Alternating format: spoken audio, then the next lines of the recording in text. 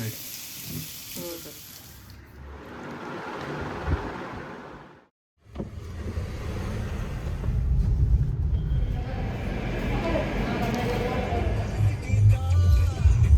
வணக்கம். நான் தான் சௌமியா. நம்ம 75 டேஸ் சேலஞ்சில இன்னைக்கு டே 5ஓட ரொட்டீன் தான் உங்க கூட நான் ஷேர் பண்ணிக்க போறேன்.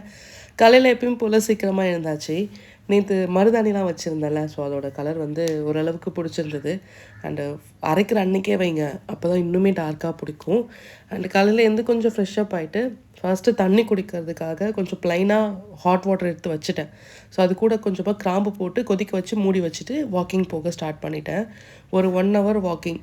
ஸோ எந்த அளவுக்கு உங்களால நடக்க முடியுமோ அந்த அளவுக்கு நடங்க. எடுத்த உடனே ஹெவியா நடக்கக்கூடாது. கொஞ்சம் ஸ்லோவா கொஞ்சம் உங்களோட ஸ்பீட வந்து அப்புறமா கொஞ்சம் கொஞ்சமா நீங்க இன்க்ரீஸ் பண்ண ஸ்டார்ட் பண்ணலாம்.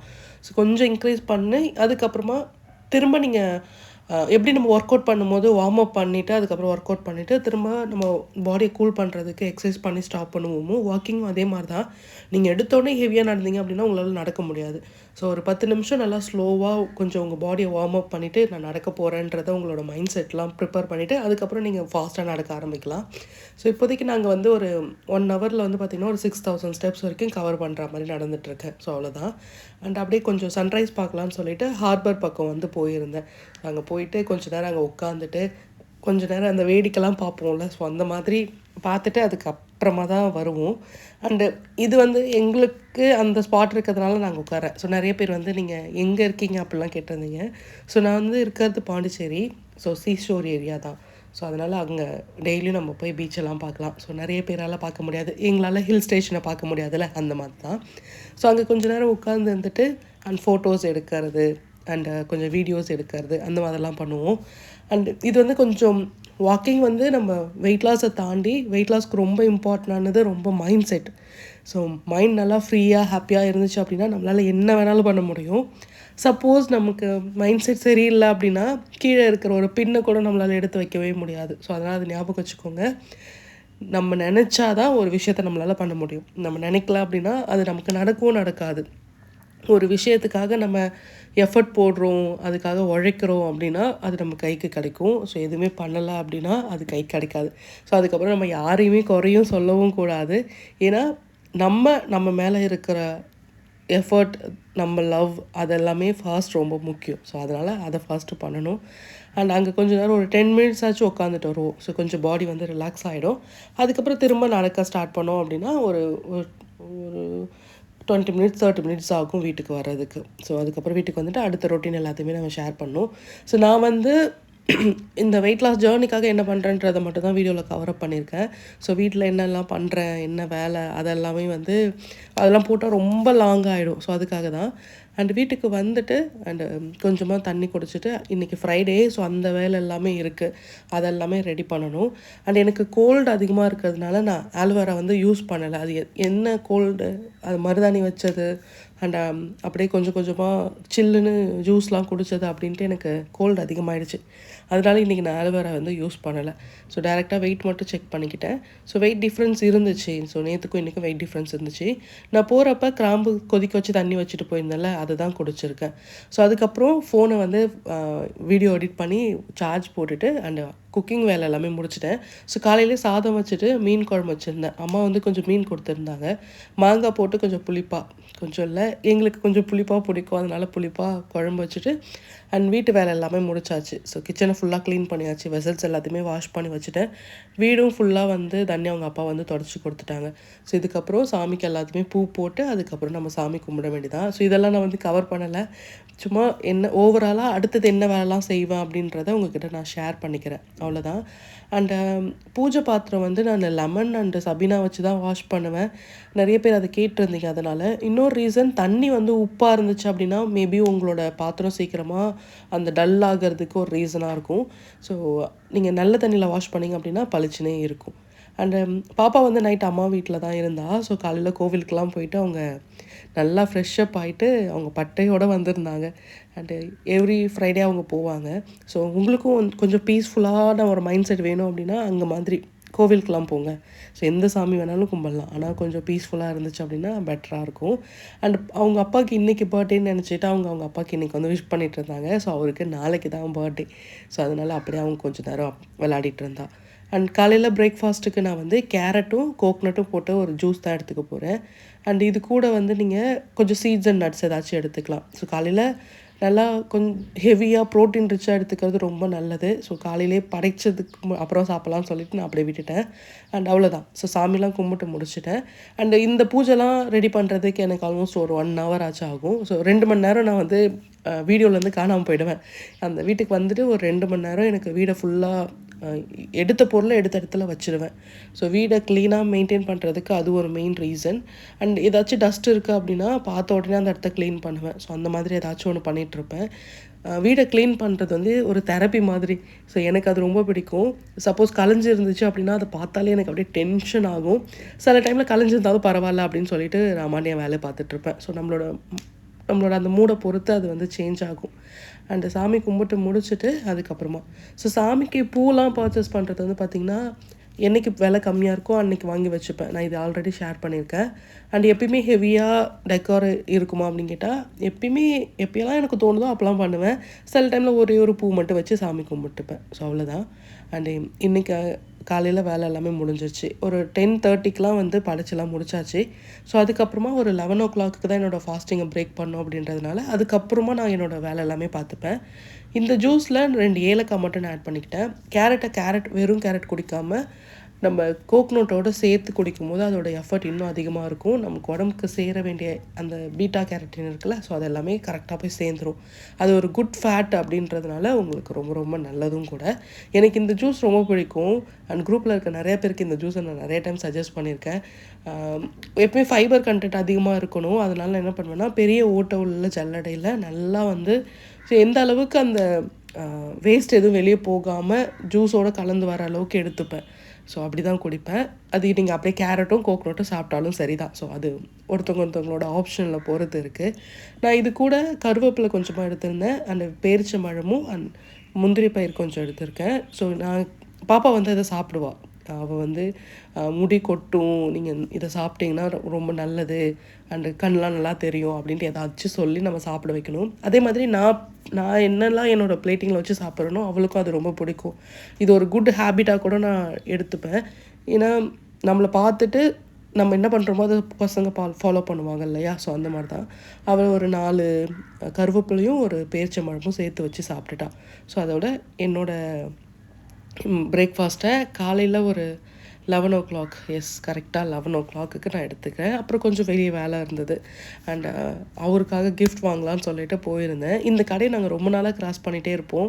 என்னோடய சைஸ் செப்பல் வந்து பார்த்திங்கன்னா 11, 12 அந்த சைஸ் தான். ஸோ அதனால் செய்கிற இடத்துல போய் வாங்கலான்னு சொல்லிட்டு அங்கே ஒரு செப்பல் வாங்கியிருந்தேன். ஸோ அப்புறமா நான் காட்டுறேன் உங்ககிட்ட. அண்ட் அதை முடிச்சுட்டு அப்படியே அவருக்கு கொஞ்சம் கிஃப்ட் பண்ணலான்னு சொல்லிட்டு வெளியே போயிட்டு என்னெல்லாம் கேட்குறாரோ அப்படியே வாங்கி கொடுத்துருந்தேன். ஏன்னா நமக்கு என்ன கேட்டாலும் வாங்கி கொடுத்துருவாரு. ஆனால் அவருக்காக எதுவுமே வாங்கவே மாட்டார். அதனால் இந்த பர்த்டே அன்னைக்கு மட்டும் நான் எல்லாமே வாங்கி கொடுத்துருவேன். ட்ரெஸ்ஸு, செப்பல்ஸ், அப்புறம் என்னெல்லாம் தேவைப்படுதோ அது எல்லாமே வாங்கிப்பார். அதுக்கப்புறமா வேறு எப்பயுமே ஏதாவது ஒரு ஃபங்க்ஷன் வருது, இல்லை ஏதாச்சும் ஒரு அக்கேஷ்னலாக ஃபெஸ்டிவல் எதாவது வருதுன்னா மட்டும்தான் வாங்குவார். மற்றபடி எங்களுக்கு நினச்ச நேரம் எல்லாமே வாங்கி கொடுப்பாரு.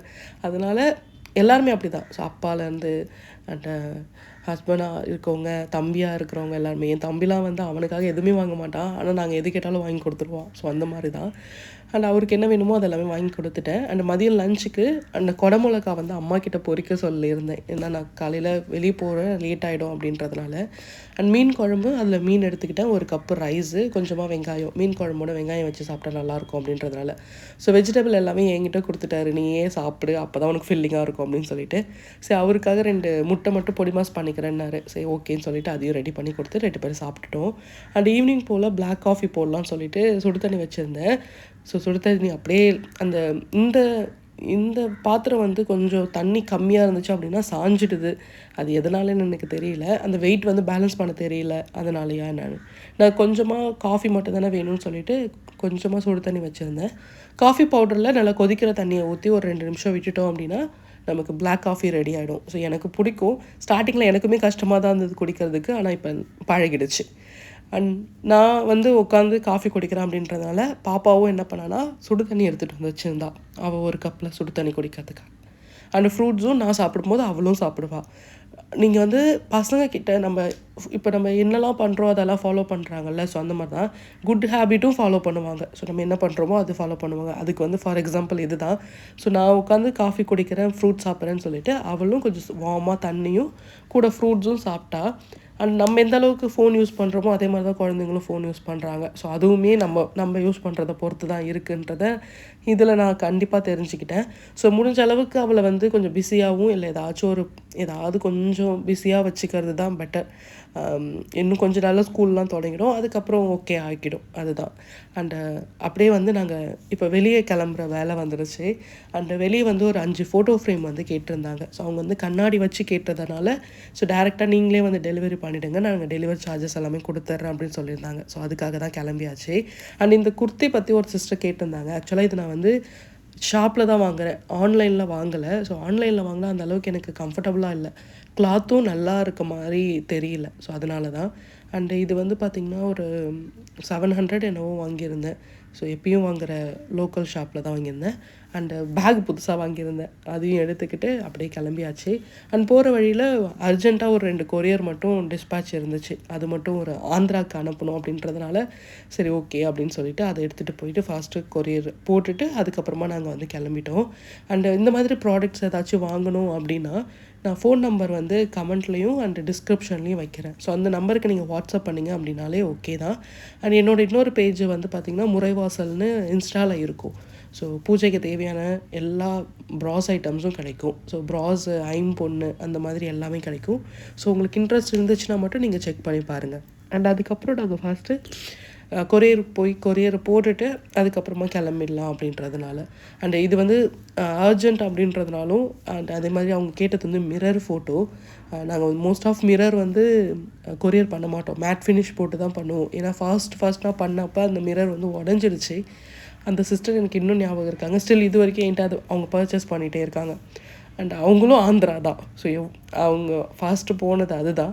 அதனால நாங்கள் வந்து கண்ணாடி போட்டு கொடுக்கறது இல்லை, கொரியர் பண்ணுறது கிடையாது. அண்டு நிறைய பேர் அந்த ஃபோட்டோ வந்து உண்மையாகவே அந்த ஃபோட்டோ வந்து நம்மக்கிட்ட ஏதோ பேசுகிற மாதிரி இருக்கும்.